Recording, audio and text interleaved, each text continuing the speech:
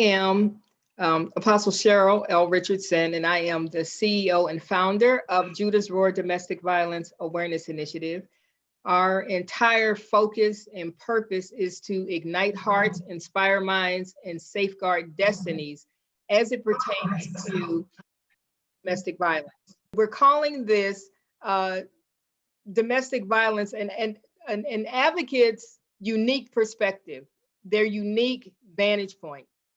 Now, some of us have personal histories of domestic violence, and we will share as much as we are comfortable sharing in a public forum.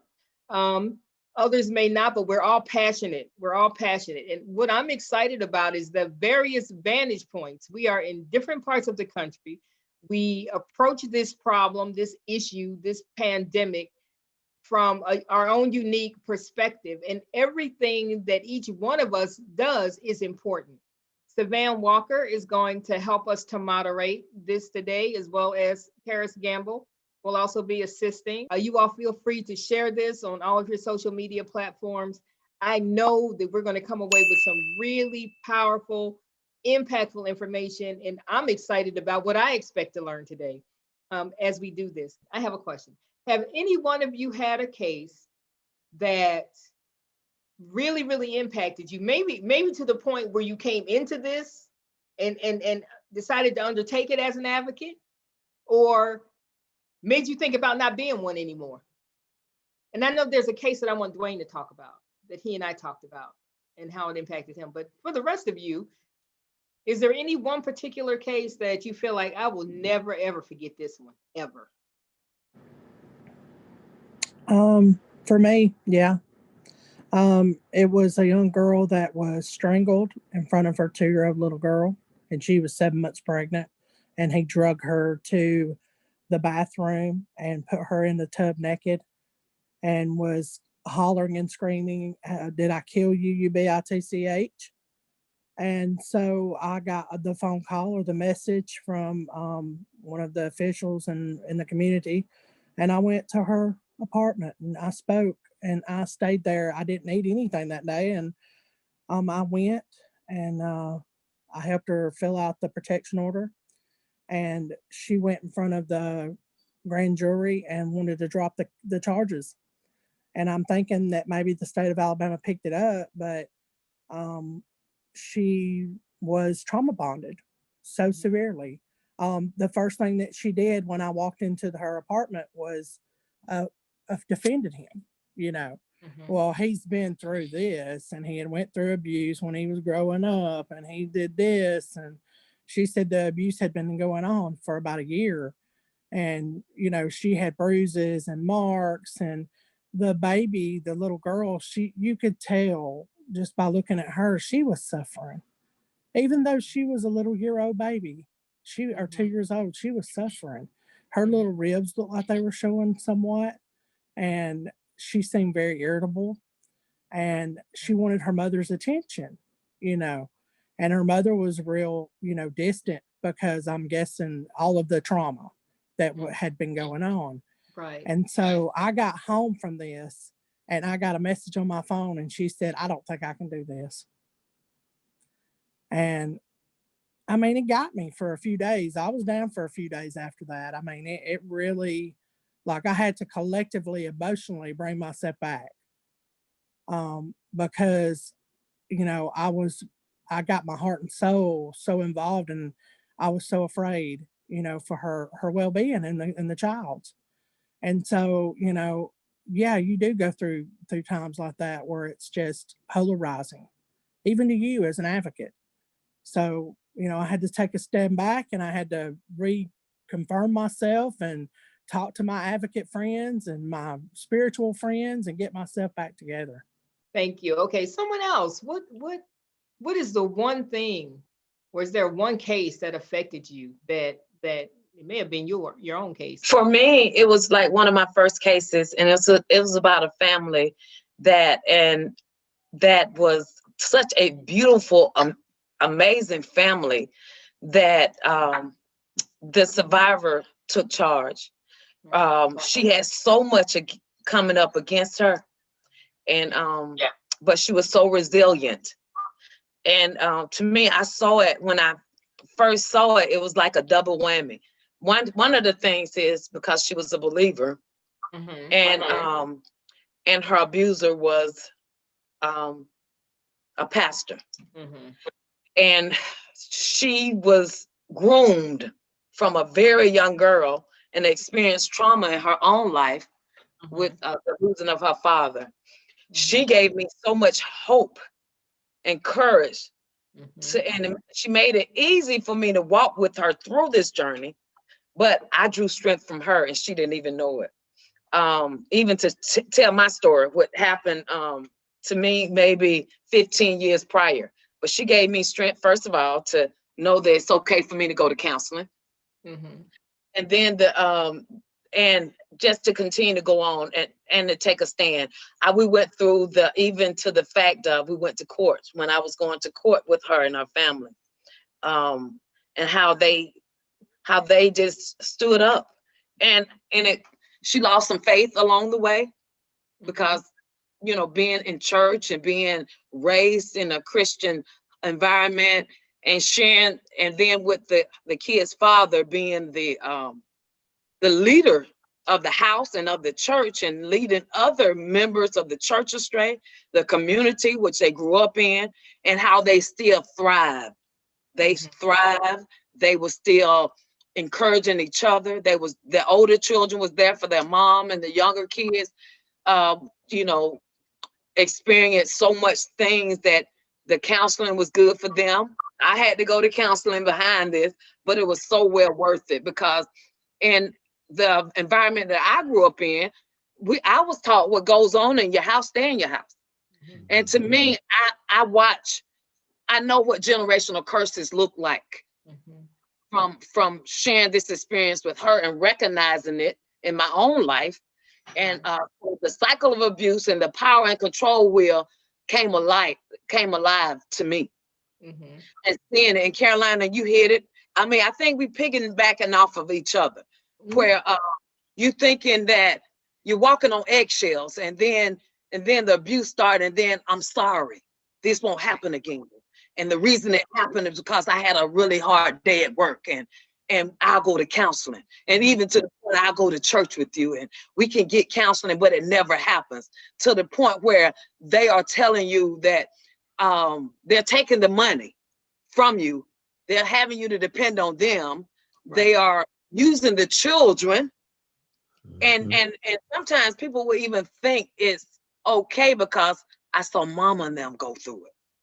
And but he bought mama a house and bought mama a car and then he will give mama gifts and she'll go back and she'll take it, and then it happens again, and they don't know it's abuse because that's not what they were taught. So with this specific client, she had so much courage and strength, and the older kids strengthened them, and then she gave me hope that yeah, I can do it. Even when I wanted to break down and cry, and to be honest, a few times I think I did cry with her, and just her resilience alone and the tenacity that she shared. I will never forget this person. And right today, she's like my sister, and she's my Cheryle. So, all right. And so we get our inspiration from different places, right? And so that's encouraging to me. That's encouraging because from time to time we need it. For me, even though I had a childhood history of domestic violence and into adulthood, and he was a preacher. I thank God for air quotes now, because now we know what that means, preacher, okay? But it was the Karen Smith case in San Bernardino, California, that really just lit a fire under me. And I think because I could identify with her on so many levels. She was a believer. She was a committed believer. She was active in her church. She was loved by the community. She was, this amazing person, and everybody loved her. No one had a negative thing to say about her. She'd been married to her husband for 3 or 4 months. And she left him. Now, if a woman leaves you after 4 months, Come on now. She actually leaves you after 4 months. Something awful is going on in that relationship to leave, right? Because you don't get married to leave after 3 or 4 months. But I remember looking at pictures of her, and even on their honeymoon, her eyes were so sad. You know, I'm looking at her picture, and her eyes were so sad. He went into her classroom. She was a special ed teacher. He went into her classroom during class hours and killed her in front of her students and the teaching assistants in the classroom. He also inadvertently shot 2 little boys that they believe cowered behind her when they saw him with the gun. One of those 2 little 8-year-old boys died. Then he turned the gun on himself and killed himself in the classroom.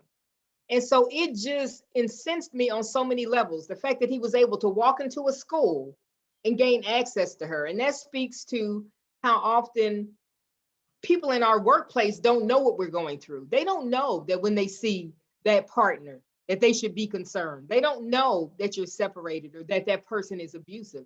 So it's not a big deal to them for your husband to show up with flowers or with a box of candy or to say, I just want to eat lunch with my wife, right? And so it really just lit a fire under me because of her faith, because it begs the question, well, now, if she's serving God, then why did this happen? And that's a whole nother thing that we address at Judah's Roar, how this can happen inside of the church, right? Hosea says that my people are destroyed for lack of knowledge because they've rejected it. And people will preach about because of a lack of knowledge. And it's not the lack of knowledge. Even when you think about victims, it's not that they don't know, it's that they reject what you're oftentimes trying to tell them about what they know. So it's when we reject the information that we place ourselves in a precarious situation. And so that really just it spoke to me just on so many levels. And that's really what got me kickstarted in terms of, I've always had strong feelings about it, but in terms of really just going full-time advocate, and we have got to do something about this. That particular case, even though all of them are hard and all of them were painful, that particular case did it for me. The case that comes to me in mind is we had a young couple that moved in the community. I got to know them. They had 2 young kids, and they had been there like maybe 1 or 2 years, and we started getting calls to the house. She had left a couple of times, and she came back, and then we came here, arrested him, and then finally she got the courage to leave altogether, and we found her a shelter, got her away and everything. She ended up getting divorced from her husband, and we didn't want her to move back. I had talked to her about moving back into the community because the ex-husband knew where she lived and everything. She said, well, this is my home. I'm gonna stay here, me and my kids. I like the community and everything. To make this story short, she ended up meeting another gentleman. He moved in, they were planning to get married. The ex-husband came back to the house. The fiance was at work, and for some reason she felt like she could trust him and let him in, and he ended up stabbing her to death. The neighbor called, we came, we found her. We ended up catching him. He ended up, he went to trial, but I can't remember how many years he got. But I thought she had made it. You know, I said, man, we saved this one. You know, she got enough courage. You know, she's gonna overcome. Thank you, Lord. And then, boom, it was like, it like slapped me in the face. It's like, man, you know, I was asking myself, what made her open the door? You know, if it's something he said or whatever, and it was, you know, the kids weren't there at the time, and it was just, it just, that was one of the times being a police officer was like, you know, in my mind, it's like, man, how could somebody do this? You know, you love them, you know, and this and that, and the I just didn't have no logic right there. I had a lot of anger,